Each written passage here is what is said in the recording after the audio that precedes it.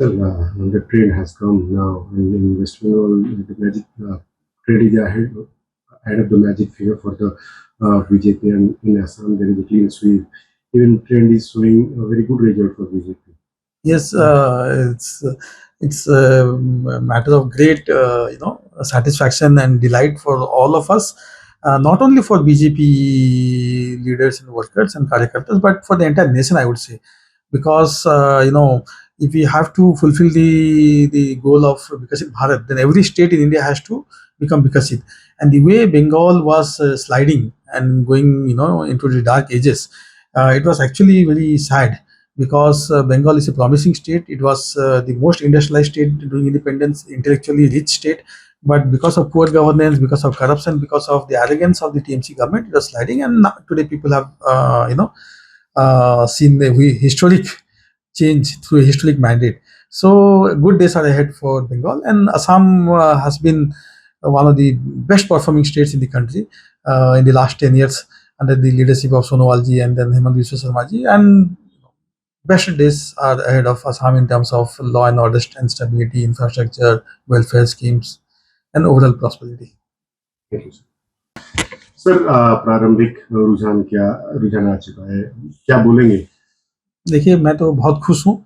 मैं एक भारतीय जनता पार्टी का सांसद के नाते बहुत खुश हूँ और जो पाँचों राज्यों में जो चुनाव हुआ है, उनकी जनता को, वोटर्स को मैं बहुत-बहुत मुबारकबाद देना चाहता हूँ, बहुत-बहुत धन्यवाद देना चाहता हूँ कि इतनी भारी संख्या में उन्होंने चुनाव में भाग लिया और ये देश के गणतंत्र, लोकतंत्र के लिए अच्छी बात है, शुभंकर है।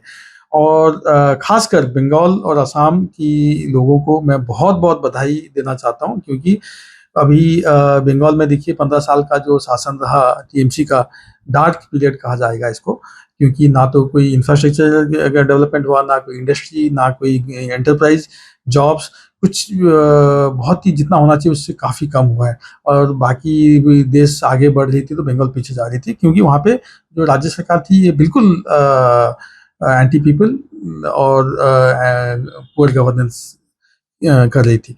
तो अभी उनको एक परिवर्तन मिला है और एक अभी जो ट्रेंड आया है इससे ये स्पष्ट है कि वहाँ पे हमारी सरकार होगी। और आसाम में तो मैं पहले शुरू के दिनों से ही कह रहा हूँ, जब चुनाव से 2 महीने पहले मैं कह रहा था कि वहाँ पे वन साइडेड लैंडस्लाइड विक्ट्री होगी बीजेपी लेड एनडीए की, क्योंकि वहाँ पे जिस तरह से हेमंत बिस्वा शर्मा जी और सोनोवाल जी की लीडरशिप में काम हुआ है, ये लोग उसको बहुत पसंद कर रहे थे। तो वहाँ पे हम लोग लगभग 90-95 सीट ज़रूर जीतेंगे। खासकर वेस्ट बंगाल पर क्या कहेंगे? वेस्ट बंगाल पे तो देखिए मैं कह चुका हूँ कि लोगों ने बहुत ही सही निर्णय लिया है और जिस तरह से करप्ट एंड एंटी पीपल वहाँ पे जो टीएमसी की सरकार थी, एरोगेंट, और जो जितनी भी केंद्र की जो योजनाएँ थी, वहाँ पे मोदी जी की सरकार वहाँ पे दिल्ली से भेजती थी, उसको लागू नहीं करते थे। हमेशा केंद्र के साथ एक कन्फ्रंटेशन के मोड में रहते थे और जिस तरह से उनकी जो लैंग्वेज अब सब जो प्रधानमंत्री जी के लिए और जो अन्य नेताओं के लिए दिन-रात इस्तेमाल करते थे, लोगों को लगा कि ये क्या है? मतलब एक तो people are fed up actually. People are fed up with the corrupt and arrogant Mamata Banerjee government. They wanted a change.